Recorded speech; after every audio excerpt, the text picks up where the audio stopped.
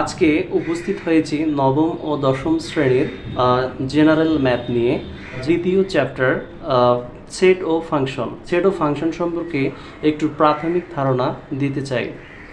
Set শব্দটি আমাদের সবার সুপরিচিত একটি শব্দ, যেমন cup fridge set, dinner set, স্বাভাবিক সংখ্যার সেট, পূর্ণ সংখ্যার সেট, মৌলিক সংখ্যার সেট, বাস্তব সংখ্যার সেট ইত্যাদি।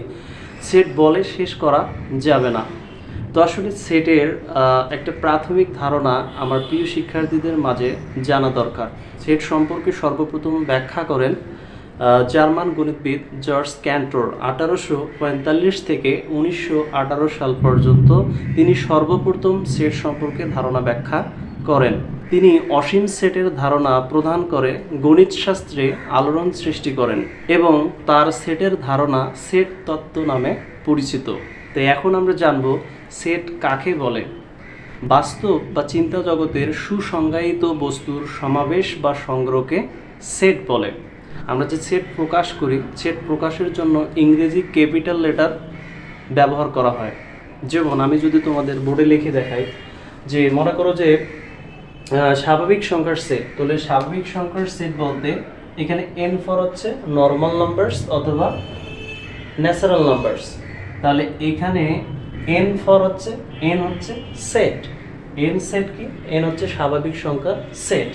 এটাকে প্রকাশ করার জন্য আমরা লিখতে পারি 1 2 3 4 ডট ডট ডট, অর্থাৎ স্বাভাবিক সংখ্যার সেট এর উপাদান সংখ্যাগুলো লিখে শেষ করা যাবে না। এবার আমি যদি বলি যে বিজোড় সংখ্যার সেট, স্বাভাবিক বিজোড় সংখ্যার সেট, তাহলে কি হবে? স্বাভাবিক মানেই তো হচ্ছে n, ন্যাচারাল নাম্বার। তাহলে স্বাভাবিক বিজোড় সংখ্যার সেট হবে 1 3 5 7 ডট ডট ডট। এটাও কিন্তু লিখে শেষ করা যাবে না, এই জন্য আমরা ডট ডট ব্যবহার করব, যেটাকে ইনফিনিটি বলে, অসীম।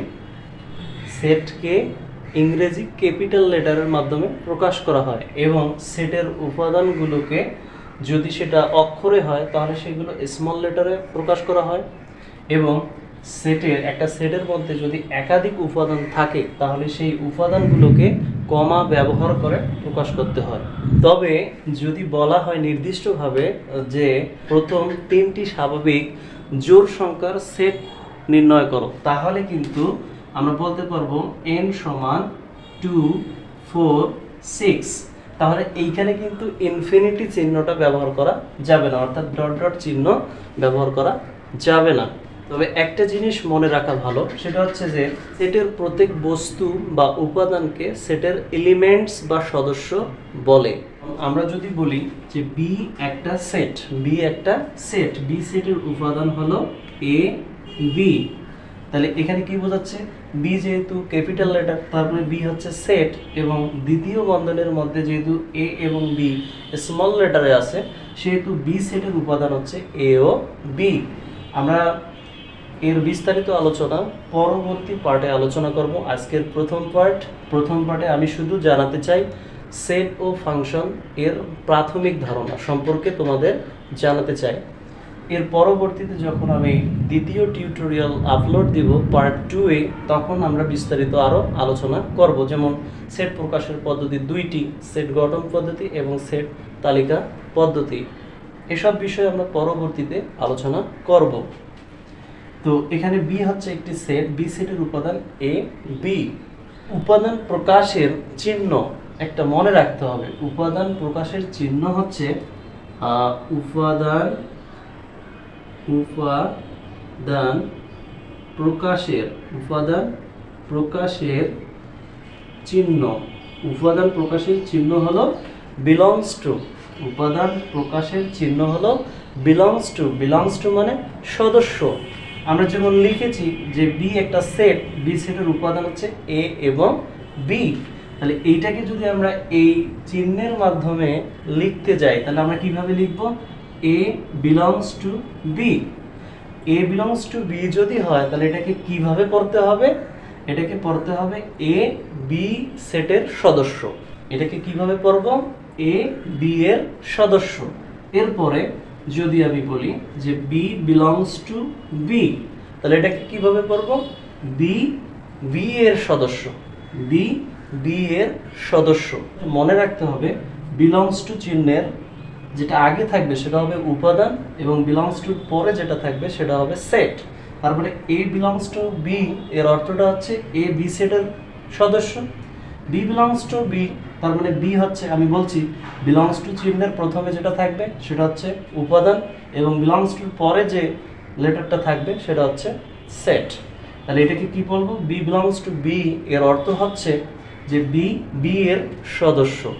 তবে এখানে আরেকটা জিনিস মনে রাখবো, যদি এমনটা হয় যে সি বিলংস টু বি, তাহলে সি কি বি সেটের উপাদান হবে না।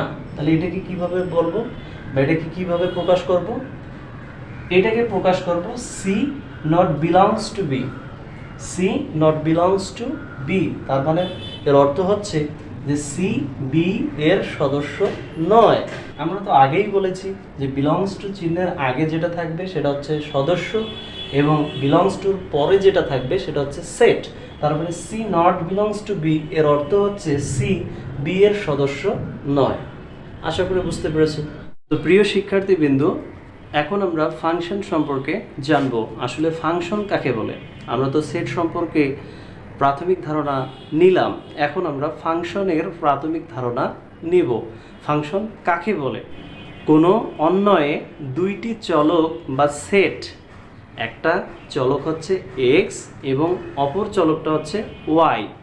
এই এক্স এবং ওয়াই এর মধ্যে এমনভাবে সম্পর্কযুক্ত হতে হবে যেন এক্সের যে কোনো মানের জন্য ওয়াইয়ের একটি মাত্র মান পাওয়া যায়, তবে ওয়াইকে এক্সের ফাংশন বলা হয়, তবে ওয়াইকে এক্সের ফাংশন বলা হয়। বুঝতেছ না? বোর্ডে লিখে দেখাই, তাহলে শুরু করা যাক। আমি এখানে লিখছি ফাংশন, ফাংশন। ফাংশনের ইংরেজি প্রতিশব্দ হচ্ছে এফইউএনসি, এফইউএনসি ফাংশন, টিআইওএন ফাংশন। তাহলে ফাংশন কাকে বলে? কোনো অন্বয়ে, কোনো অন্বয়ে দুইটি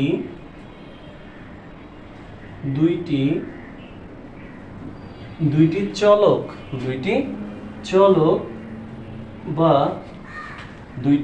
চলক বা সেট এক্স এবং ওয়াই এর মধ্যে, এক্স এবং ওয়াই এর মধ্যে এমনভাবে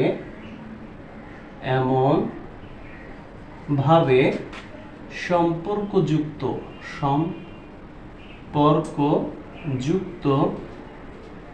যেন, এমনভাবে সম্পর্কযুক্ত যেন এক্সের যে কোনো একটি মানের জন্য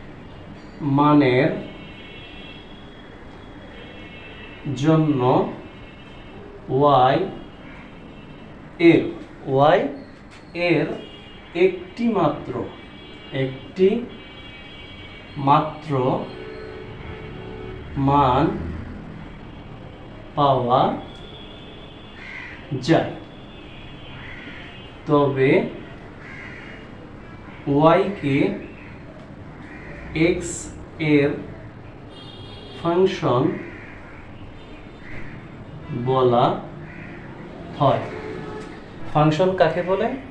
কোনো অন্বয়ে দুইটি চলক বা সেট এক্স এবং ওয়াই এর মধ্যে এমনভাবে সম্পর্কযুক্ত যেন এক্স এর যে কোনো একটি মানের জন্য ওয়াই এর একটি মাত্র মান পাওয়া যায়, তবে ওয়াইকে এক্স এর ফাংশন বলা হয়।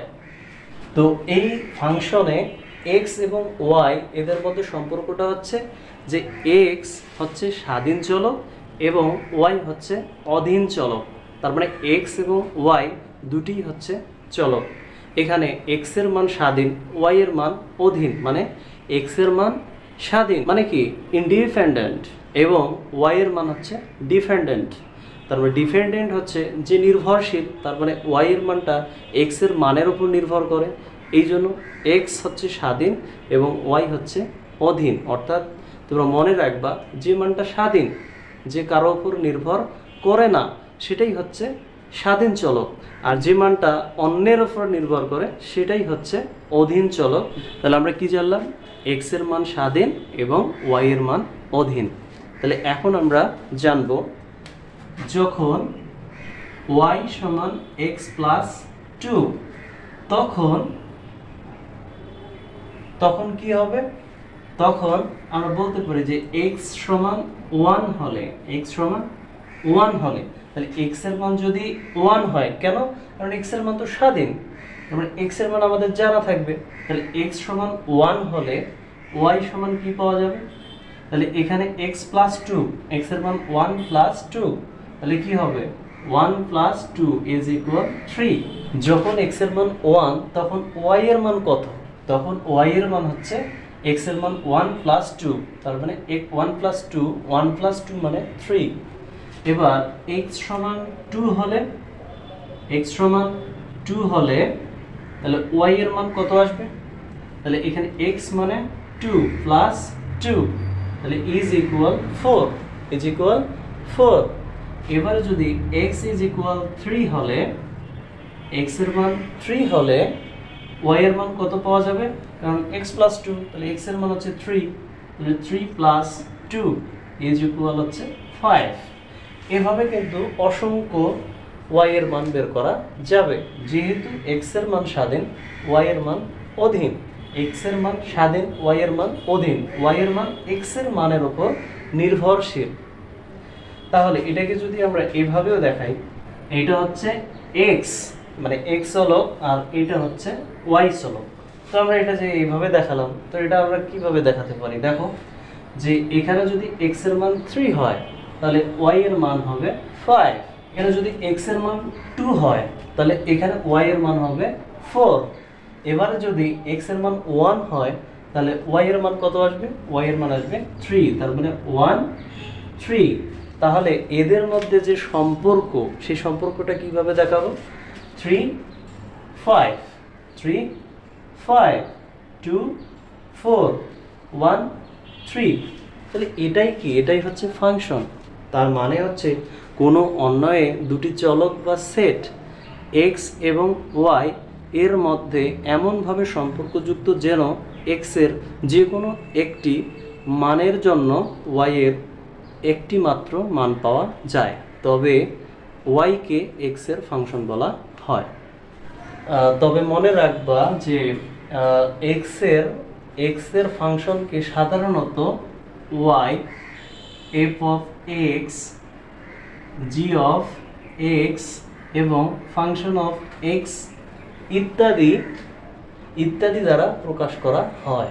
তো এটা আসলে আমাদের সবাইকে মনে রাখতে হবে যে এক্স এর ফাংশনকে সাধারণত y, f of x, g of x এবং এফ অফ এক্স অর্থাৎ ফাংশন অফ এক্স দ্বারা প্রকাশ করা হয়। এটা আমরা মনে রাখবো। প্রিয় শিক্ষার্থীবৃন্দু, আশা করি তোমরা সকলেই নবম ও দশম শ্রেণীর দ্বিতীয় অধ্যায় সেট অফ ফাংশন সম্পর্কে প্রাথমিক ধারণা পেয়েছো।